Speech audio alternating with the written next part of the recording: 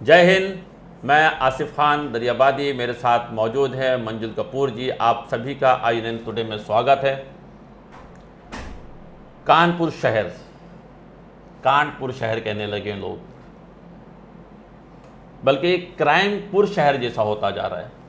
उजड़ा उजड़ा सा अब ये शहर लगता है।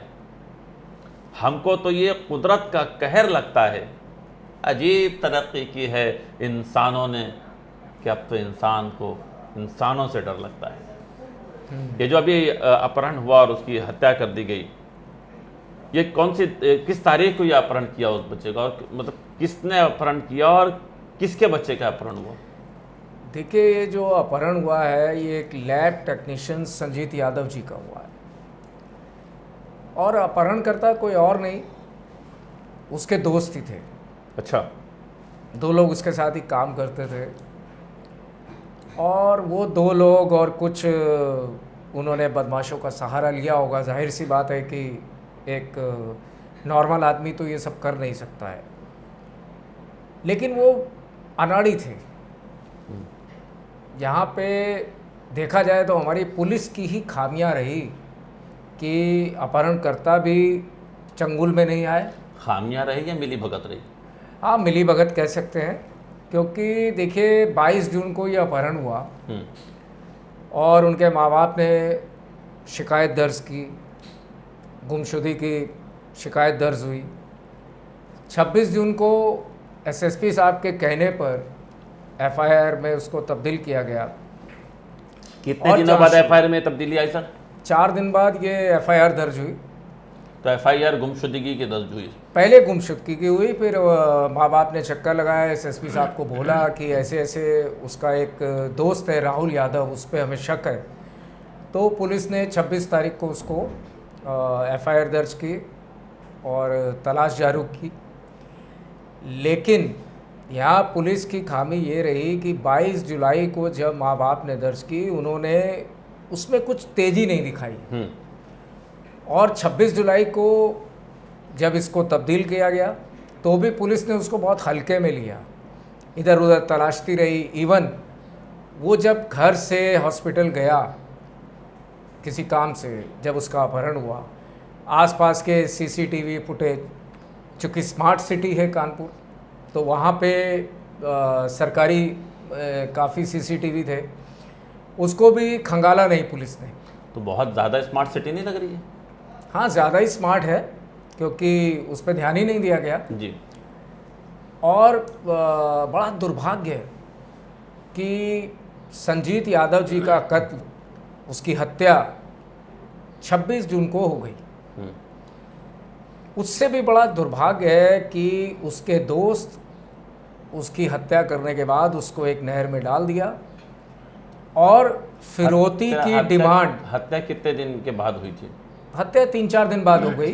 अच्छा। लेकिन उन्होंने फिरौती की डिमांड 29 जून से स्टार्ट की। यानी अपहरण करने के बाद उसकी हत्या कर दी गई, हत्या करने के बाद उसकी हत्या को गुप्त रखा गया और फिरौती की डिमांड चालू रही। हाँ, 29 तारीख से उन्होंने फिरौती की डिमांड की। पहला फ़ोन आया, और देखिए कितना हमारा सिस्टम लचर हो चुका है कि फिरौती की जब उन्होंने फ़ोन किया, यानी कि अब तक जब ये अपहरणकर्ता पकड़े गए तब तक उन्होंने 26 बार कॉल किया, और 26 बार कॉल करने में कई बार आधा घंटा बात हुई। क्या पुलिस ट्रेस नहीं कर सके? हमारी यही service lance team section police का आधा घंटा बात होने के बावजूद भी उसको ट्रेस नहीं कर पाया। यानी कि सिस्टम की बहुत लापरवाही रही। लापरवाही नहीं कहेंगे इसे। लगातार आपके कानपुर में क्राइम होते जा रहे हैं। 20 पुलिस वाले शहीद किए जा रहे हैं। कितने के शहीद हुए थे इसमें? देखिए, वो विकास दुबे में वहाँ शहीद हुए। देखिए, क्राइम खाली कानपुर नहीं, इस समय पूरे उत्तर प्रदेश में बहुत तो कानपुर सेंटर बना हुआ है क्राइम का।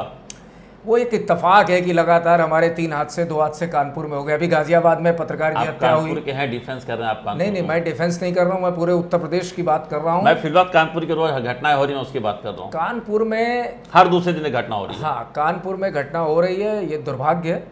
और उससे बड़ा दुर्भाग्य है कि जो हमारी पुलिस है, देखिए यहाँ पे भी सेम विकास दुबे तो एक अलग मुद्दा था। हमारे जो पत्रकार की गाजियाबाद में हत्या हुई उसमें और इस केस में एक समानता है। समानता ये है कि उस केस में भी पुलिस ने समय रहते एक्शन नहीं लिया और इस केस में भी समय रहते एक्शन नहीं लिया। तो ये अब मैं अगर एक सवाल पूछता हूँ, एक हम सरकार से सवाल पूछते हैं, योगी जी से सवाल पूछते हैं कि लॉ एंड ऑर्डर का सिस्टम क्या है? खाली तबादला इस समस्या का समाधान है? देखिए योगी जी तो बैठे हैं लखनऊ में गद्दी पे, और अब ये भी कहना गलत होगा कि हर चीज़ की ठेकेदारी योगी जी ने ले रखी है। योगी जी ने, आपसे पूछता हूँ, पालघर की यह घटना होती है, साधुओं को मारा जाता है, वहां भी बच्चों के अपहरण की वारदातें लगातार हो रही थी, तो पालघर की घटना का जवाब उद्धव ठाकरे से लिया जा सकता है, तो यहाँ योगी जी खाली गद्दी पर बैठे हैं, जवाब कौन देगा? योगी जी से ही जवाब मांगा गया, ऐसा नहीं है योगी जी से नहीं मांगा गया, योगी जी से जवाब मांगा गया। और वो एक ऐसे पद पे आसीन है क्योंकि उसके नीचे बहुत सारी हमारी सुरक्षा की जो अधिकारी हैं उनकी भी जिम्मेदारी बनती है। अब एडीजी लॉ है, वो पूरे प्रदेश को देख रहा है। हमारे अभी SP south city Aparna Gupta ji, उनकी जिम्मेदारी थी, उनको अभी योगी जी ने सस्पेंड कर दिया। अब इस केस में योगी जी ने सबसे समाधान है, सस्पेंड समाधान नहीं है। मैं ये बात को स्वीकार नहीं कर रहा हूँ, मैं ये बोल रहा हूँ कि योगी जी के संज्ञान में जब ये मामला आया तो सबसे पहले उन्होंने पुलिस पर कार्रवाई की। हमारे 11 पुलिसकर्मी सस्पेंड किए। मुझे ये बताइए कि कुछ कितना बैग में कितना कैश इस बच्चे के माता पिता ने दिया था? हाँ, अब देखिए 30 लाख के आसपास था। इस केस में सबसे बड़ा जो आज एक बहुत रहस्यमय चीज़ बनी हुई है, कमाल की बात यह है, जो हमारी जानकारी कि पुलिस वाले कहते हैं उसमें पैसे नहीं थे और बदमाश कहते हैं हमें पैसे नहीं मिले, तो खाली बैग के अंदर कपड़े किसने रखे और पैसे किसने निकाले, ये कैसे पता चलेगा? देखिए क्या है, अब उनके जो परिवार है उनके भी 2 तरह के स्टेटमेंट आ रहे हैं। पहले परिवार ने बोला कि हमने 30 लाख रुपए, जो बर्रा एरिया जहाँ का ये केस है, वहाँ के इंस्पेक्टर के कहने पर हमने 30 लाख रुपए एक बैग में रखे और इंस्पेक्टर ने ही उनको बोला कि यदि आप ये पैसे अरेंज नहीं करेंगे तो आपके बच्चे की जान खतरे में। अब माँ बाप ने किसी तरह से पैसा अरेंज किया और उसको बैग में डाला। इंस्पेक्टर साहब के कहने पर ही एक नदी, जो एक पॉइंट रखा गया था फिरौती लेने का, वहाँ पे ऊपर से उस बैग को फेंका गया। अब उसके तुरंत बाद अपहरणकर्ता पकड़े गए। अपहरणकर्ता ने मीडिया के सामने बोला और सब जगह बोला कि हमें कोई बैग नहीं मिला, और पुलिस कहती है कि जो बैग फेंका गया था उसमें कपड़े हैं, परिवार कहता है कि उसमें 30 लाख रुपए थे। तो अब ये भी एक बहुत विषय बना है कि वो 30 लाख रुपए थे अगर, तो गए कहाँ? ये संगम वाली स्टोरी नहीं लग रही है? उसने संगम में वो अजय देवगन के उसमें मंगा के पूरा बैग देते हैं, उसके बाद में फिर वो बैग वापस आ जाता है, लेकिन यहाँ से बैग से पैसे ही गुल हो जाते हैं। देखिए अब ये सारा फिल्मी ड्रामा चल रहा है। अब जो भी हमारी फिल्में भी बनती हैं ना, वो भी कहीं ना कहीं रियल इंसिडेंट से ही प्रभावित होती है। अब ये रियल इंसिडेंट हुआ है, इससे ही प्रभावित होकर फिल्मों में वो सीन रखे जाते हैं, कोई अपने आप क्रिएट नहीं होते हैं। फाइनली आप देख रहे हैं कि 30 लाख रुपए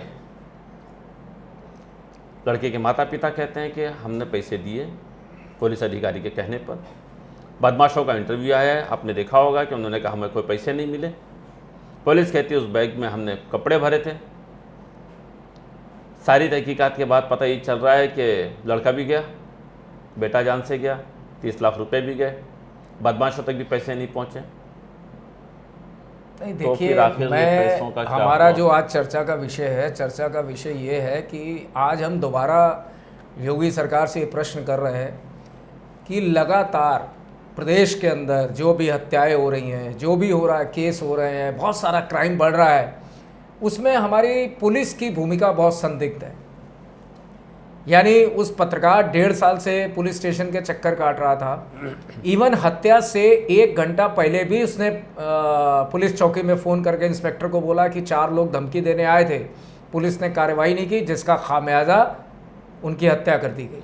विकास दुबे के अगेंस्ट भी कंप्लेंट की गई थी, एक पत्र लिखा गया था कि हमारे यहाँ पर सिस्टम में कुछ बड़ी घटना घटने वाली है और उस पर भी कान पर जूं तक नहीं रहेंगी, हाथ पे हाथ धरे बैठे रहा पूरा प्रशासन। यहाँ पे इस लैब असिस्टेंट संजीत यादव की हत्या में तो बहुत ज़्यादा लापरवाही हुई। मैं आपको लापरवाहियाँ गिनवाता हूँ सर। लापरवाहियाँ होलसेल में नहीं, कंटेनर में हुई है यूपी में। मैं आपको इस केस की लापरवाहियाँ गिनवाता हूँ। 22 जून को रिपोर्ट दी जाती है, 4 दिन तक उसको एफआईआर में तब्दील नहीं किया जाता। यदि 26 जून को वो एफआईआर में तब्दील होती है, आसपास के सीसीटीवी फुटेज, उसके हॉस्पिटल के, रास्ते के कोई भी सीसीटीवी फुटेज को खंगाला नहीं जाता। यदि खंगाला जाता तो मालूम पड़ जाता है कि कौन उसको पकड़ के ले गया। उसके परिवार ने जब शक जाहिर किया राहुल यादव को, तो भी पुलिस इधर उधर हाथ पैर मार रही, हमीरपुर जा रही, उन्नाव जा रही है और उस पर कार्रवाई नहीं कर रही। राहुल यादव ने कबूल लिया कि उसने हत्या की थी। हाँ, अब तो पकड़े गए तो कबूल लिया, लेकिन अब सवाल ये है कि देखिए 22 जून का केस, 31 दिन बाद ये मिस्ट्री सॉल्व हुई और शव अभी तक नहीं मिला है। शव उन्होंने उसी समय नदी में फेंक दिया, जब ना जाने सबूत ही कहाँ नहीं बह मिला गया। तो किस बिना पर उस राहुल सबूत को तो- सजा दी जाएगी, किस बिना पर पुलिस के बयान की कोई अहमियत नहीं होती है।